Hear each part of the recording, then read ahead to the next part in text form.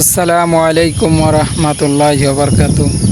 সামনে সংসদ নির্বাচন চলে আসছে, কিন্তু রে ভাই এটা সংসদ নির্বাচন না, এটা হইব মুসলমানদের ইমানি পরীক্ষা।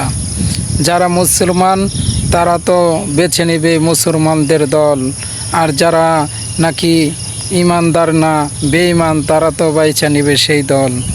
এবার কিন্তু ইমানে পরীক্ষা হবে, এবার কিন্তু নির্বাচন হবে না, ইনশাল্লাহ ইমানে পরীক্ষা হবে। এই কারণে ভাই আমাদের সকলেরই মাথার মধ্যে জ্ঞান আছে, যেটা আমরা ভালো মনে করব সেই মার্কার মধ্যে ভোট দেব ইনশাল্লাহ। যদি আপনি মনে করেন যে বিএনপি ভালো, তাইলে আপনি বিএনপিকেই দিবেন। আর যদি আপনি মনে করেন যে দাঁড়িপাল্লা দাঁড়াইছে সে ভালো, তাইলে তাকেই দিবেন। আর যদি মনে করেন হাত পাকা ভালো, তাইলে আপনি হাত পাকাকেই দিবেন। কিন্তু ভালো করে এটা মনে রাখবেন, এটা কিন্তু ইমানে পরীক্ষা হবে।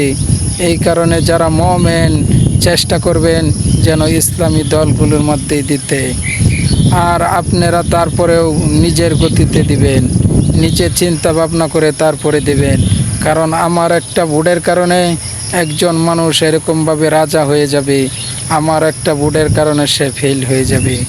এই কারণে আমি নিজে এরকম নিজের ভোট ভালো করে দিব, আর আমার যারা ফ্যামিলি আছে তাদের ভোটও আমি এরকমভাবে নিজে ভালো জায়গার মধ্যে যাওয়ার জন্য চেষ্টা করব ইনশাল্লাহ। আর যদি মনে করেন যে আমি এরকমভাবে আমার ভোটকে অনেক দামি মনে করি, তাহলে ভাই দামি জায়গাত এরকম দেখে বুঝে দেওয়ার জন্য চেষ্টা রইল সকলের কাছে ইনশাল্লাহ।